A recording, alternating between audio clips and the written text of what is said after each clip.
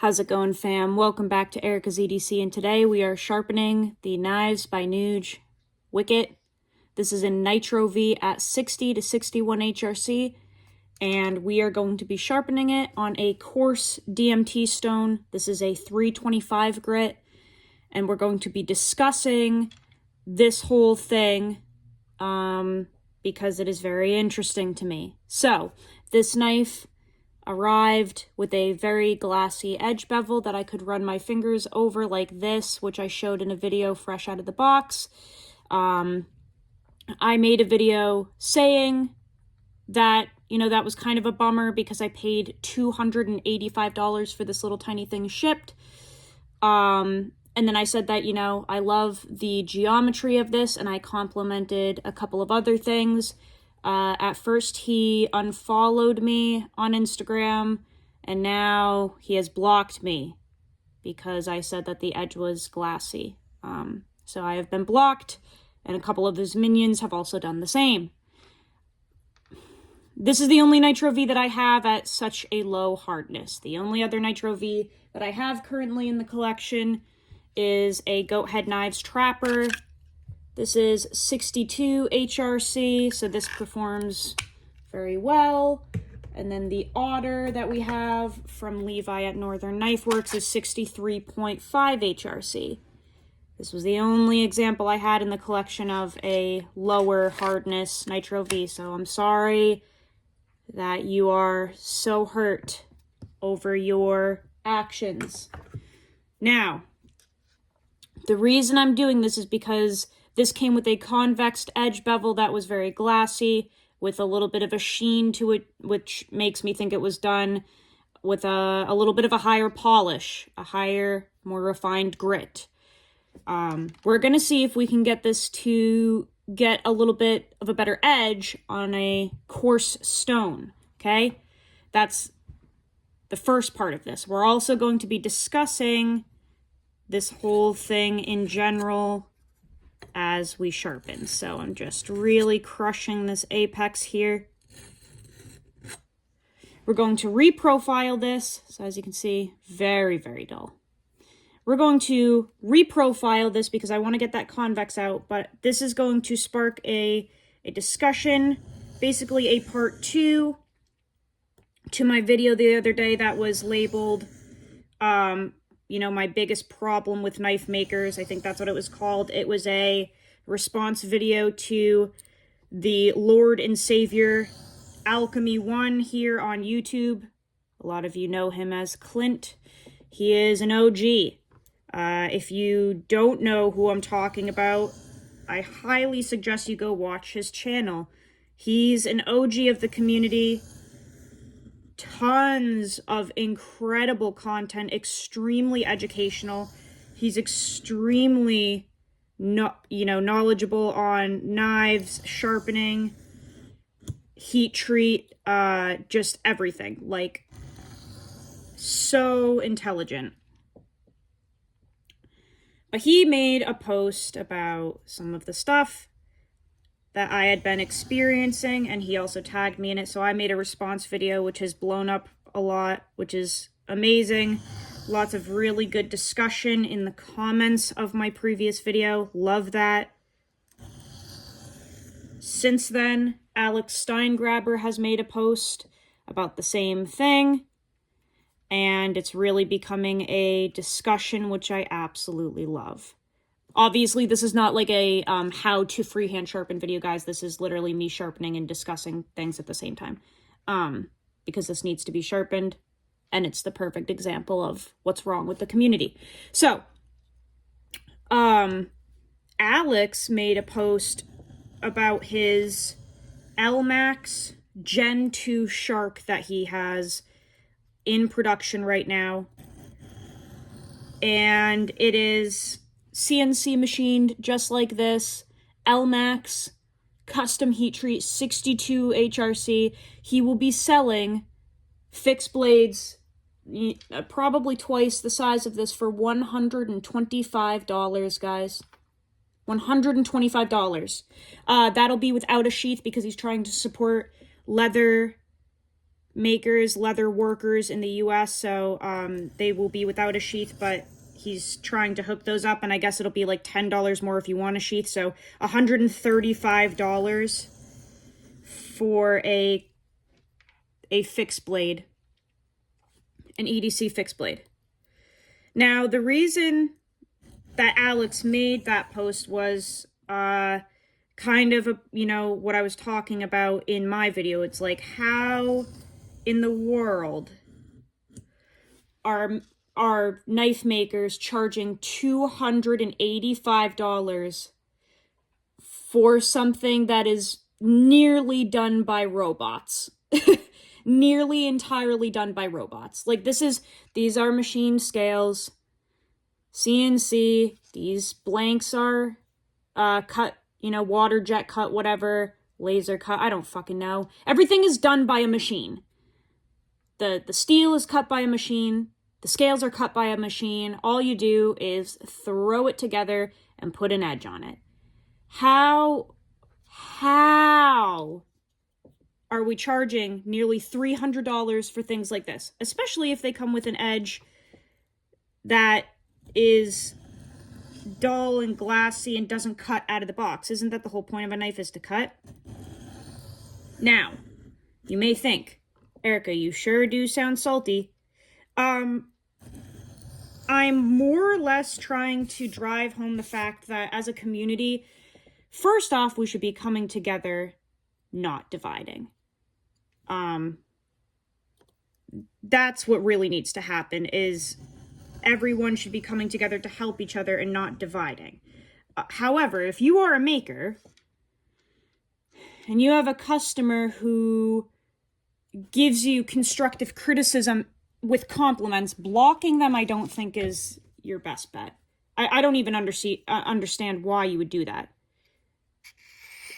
Right now I'm just deburring this. We've removed that convex edge.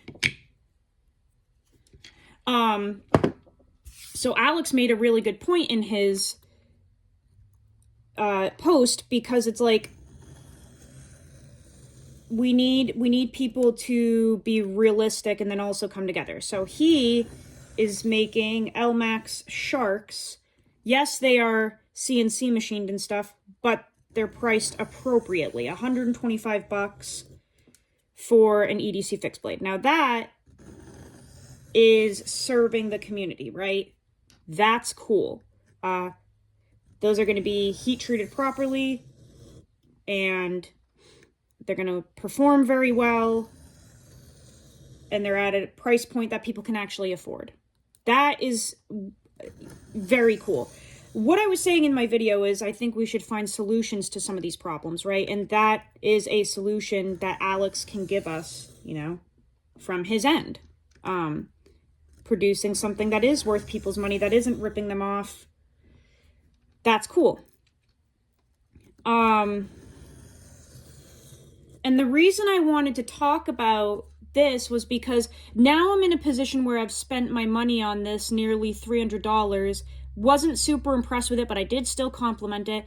But now I'm in a position where I can't even really do anything about this other than keep it, right? And it's a waste of my money because it was almost $300. The maker has blocked me for literally zero reason. So I don't feel comfortable reaching out, asking for a refund. I don't feel comfortable asking to return this for anything.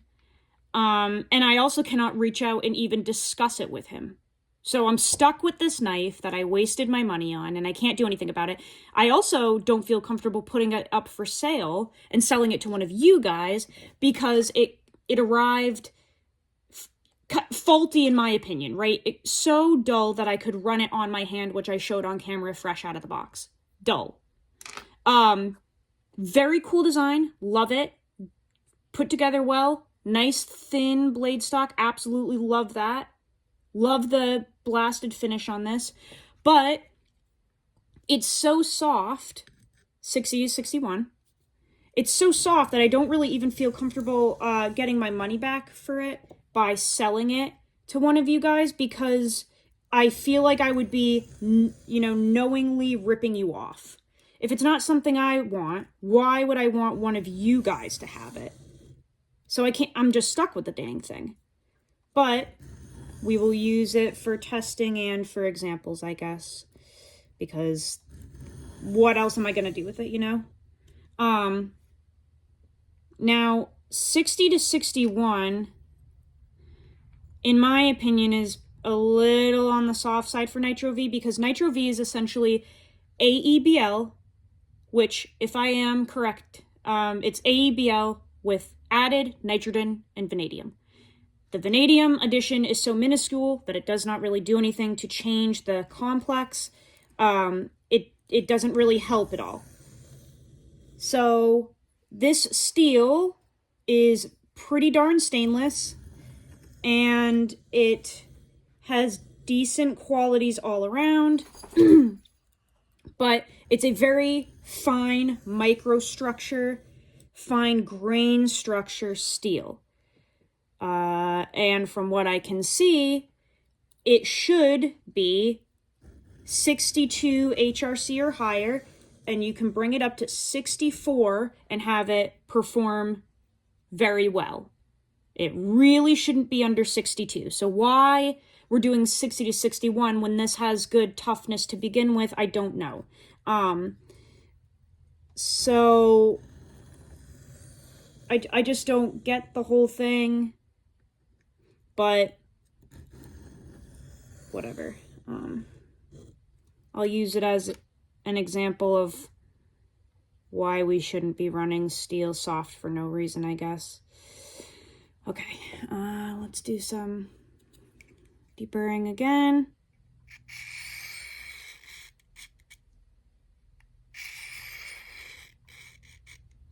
And this isn't to bash the maker. I'm upset with the way I was treated as a customer. Still wish him the best. Doesn't make me a better person wishing ill will on him. So I still wish him the best as a maker. And I hope that one day he stops blocking anyone that has a different opinion than him. For sure, because that would bring the community together instead of dividing it.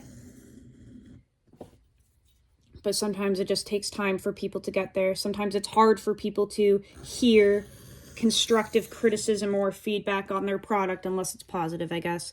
So I do wish him the best. And all I was trying to do was just point something out that I observed about a product. But we'll see what happens. So, because NITRO-V, like I said, has such fine microstructure, and it's just such a fine grain structure in general, it just doesn't do well from my experience having a high polished edge, especially convexed. So from my experience, a nice toothy edge works better. The only other NITRO-V that I've had this soft was from BGM Knives years ago. And Nikki now has that knife, and it does the same thing. It just glasses out super quick, does not hold an edge very well. When I reviewed it years ago, I thought it was good, but that's because I was a little more uneducated and hadn't experienced different levels of NITRO-V. So when I reviewed it, I was like, oh, this is cool. You can kind of beat on it. And yeah, it gets kind of dull, but it doesn't really take any edge damage, at least. But now, having used some other higher HRC stuff, you can bring it up to a, 62, 63, 64, get way better edge retention than this, and you still have that toughness and stability. You're not really losing anything. So this is definitely one of those steels where you probably will be happier with it if you try to give it a toothy edge and then just leave it at that, because it is so fine. Especially if it's under 62 HRC, it's just going to glass out on you. It's very much like S35 VN in the sense where if it's run soft, it just immediately glasses out.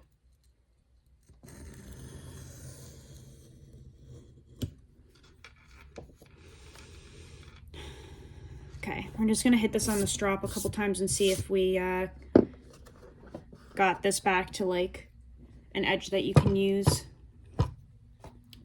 This is a little soft, so we're gonna use, I don't feel like I need to use any like hardcore diamonds or anything. Let's use this Richter strop today. This is loaded with 1.5 micron diamond spray that Richter made himself. It's equivalent to, I want to say 13,000 grit.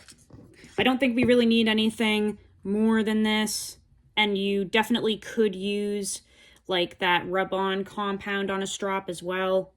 Absolutely, with this particular one, but let's just do this. We're just going to do a couple passes and see if we have an edge that'll cut paper after.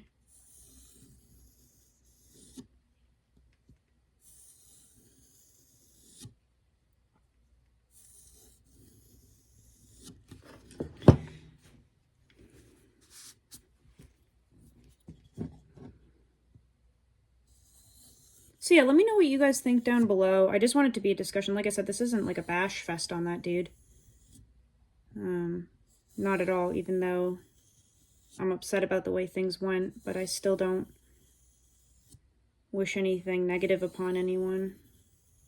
And all I can do now is use this as an example of like how lower treated NITRO-V works compared to higher treated, because the only stuff I have other than this is 62 or higher, you know? Like, not much else you can do about it. And the knife is very cool. Like, it's a very cool little knife. It's well put together. Love the geometry. Like, love the idea of it. I definitely think it could be even better if it were, you know, a little bit harder. But no worries.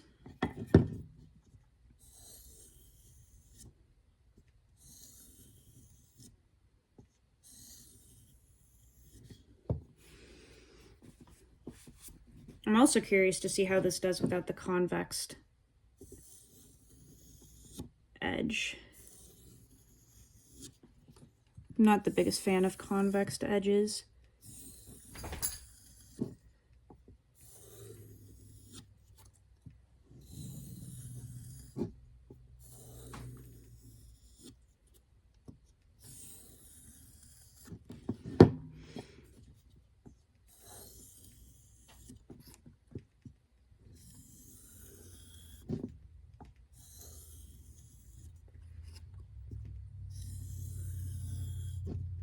Also, how was you guys' 4th of July? How was your weekend? Let me know what you're carrying.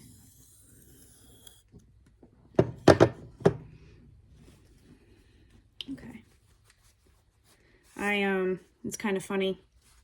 I haven't talked about this yet, but I did leave my job. It was time. It was time for me to find something else to do.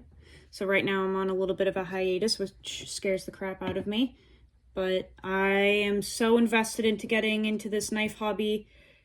I shouldn't call it a hobby. I am so invested into getting into this knife world as a career that I am just spending every waking minute trying to find a way in as a career. That's my next step. I'm so tired of having jobs that I stay at for like 2 years, 3 years, whatever, that my heart and soul isn't into. You know what I'm saying? Like, this is what I want to do for the rest of my life. I need to be integrated into this somehow as a career because I am a diehard for this. It's all I think about. So I am 100% invested in finding a way to do this as a career. Luckily, I have a partner that is extremely supportive of me chasing my dreams. So, Lord willing, I'll find a way in. But that's the other day when I said that my whole world is flipping upside down. That's what I was talking about. I left my job. And I'm going to see where the universe takes me. Okay, this doesn't feel like it has any burr or anything anymore. Feels pretty good. Let's see if we can cut some paper after that sharpening. Cool, okay. Mind frame? Yes, I am. Nice. Okay, so this feels, oh yeah, oh, that's keen. This feels much better. So, that sharpening was really quick and easy. Obviously, this is a, tiny little knife. It's thin. Thin knives are way easier to sharpen. Way easier. So this thing was like a breeze to sharpen on that stone. We've got a nice bitey edge on this NITRO-V now. I think this is going to perform much better for me than the glassy convex. That's much better. You can just hear it crunching through that, which is what I wanted. I don't want that glassy stuff. That doesn't work for what I use my knives for particularly. But this is much, much better. That's very bitey. So that was really easy to sharpen. Don't need much for it. I will be doing another video sharpening higher hardness NITRO-V. That's awesome. That's exactly what I wanted. I'm going to make a video probably, hopefully, right after this one, sharpening the 63.5 HRC. I want to see if I can do this knife in a comparable period of time to this. Now, this is obviously way bigger and thicker, so I don't know if I'll be able to pull it off. But my whole point is I want to see if I can do a comparable time bringing this back to a good edge compared to this, because I think one of the biggest arguments is like, well, we run it soft for ease of sharpening in the field, which you hear from a number of companies. Lots of bushcraft companies do, 56 to 58 or like 60 to 61 for ease of sharpening in the field on their little wazoo sharpening stones that they wear on their neck. I'm just curious if we can, this took 20 minutes and we were also talking. I'm really curious if we can take a high hardness NITRO-V that is 3 times as big. I'm very curious if we can bring this back to a toothy, sharp edge in the same period of time, because that would null and void the whole soft for ease of sharpening in the field thing, right? Because this is 63.5. This is much bigger. And I definitely, this still has a little bit of an edge, but it is, I've just been beating on it, so it's a little dull. So next time we're going to sharpen this and see how long it takes to do the same edge. We'll use the same tools, and we'll see if we can debunk some stuff. But guys, please know, we're supposed to be coming together, not dividing. I wish we could share constructive criticism and thoughts without getting blocked, especially if they're factual. I really wish we could do that. One day we're going to get there. One day. We're not there yet. I have faith. Wish you all the best, dude. That was sharpening the Knives by Nuge Wicket in NITRO-V at 60 to 61 HRC. I hope that you guys enjoyed that. I'll see you on the next video. Go use your shit. Learn how to sharpen your knives. I'll see you so soon. I wish you all the best. Love you so much. Take care.